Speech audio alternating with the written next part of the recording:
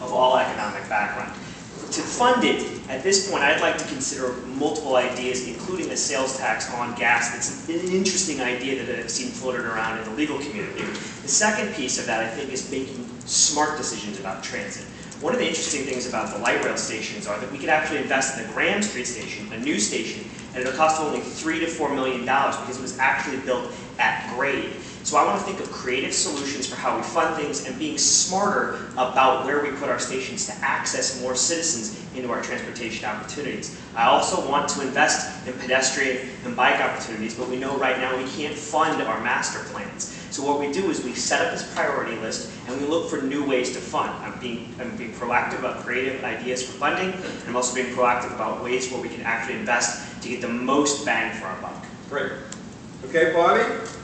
The city has lost much of its urban tree canopy to new development since the 1970s.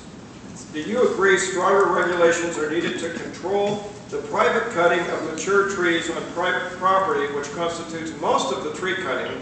And how would you work to restore and expand, if you agree, the need to expand the city's urban tree canopy?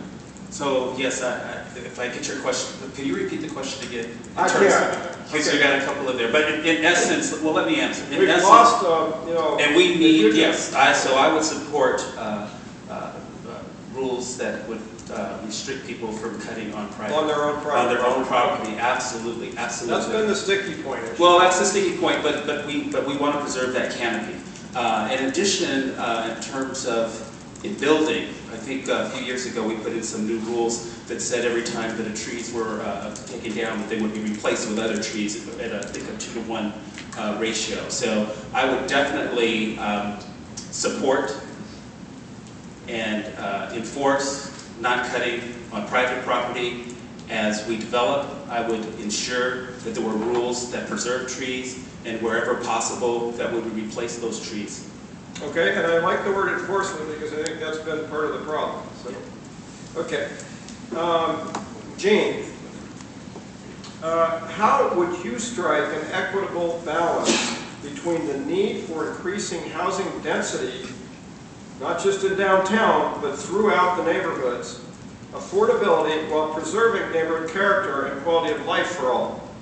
I think that can be done, and I think that working with neighborhoods is a really good start on it, and I think that our neighborhood plans have helped us with this. There are places where density makes very good sense, certainly around transit development, and there are places where we want to preserve our single-family neighborhoods. If you ask what is the difference between Seattle and Portland, you could say that Seattle has neighborhoods and Portland does not have individual neighborhoods the way we do. We have 99 of them, and they're different and they're all wonderful, and they should have some role in deciding where they want higher density to go.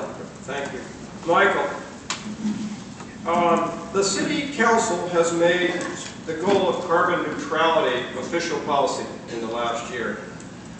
Can Seattle achieve carbon neutrality by 2030?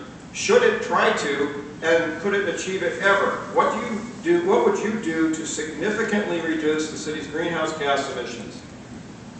Well, the first thing I would do is put a stop to the tunnel project. I think it's something that the city should be working on. I don't know if folks are aware, here in the Northwest, the biggest driver of emissions is actually automobiles. That's not true elsewhere, but because of the types of industry and the types of energy we use up here, cars are the major thing.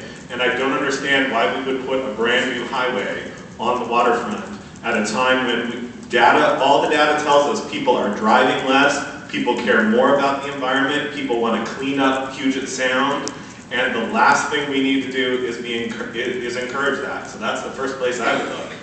Okay, great. Bruce? The city established the curbside recycling as one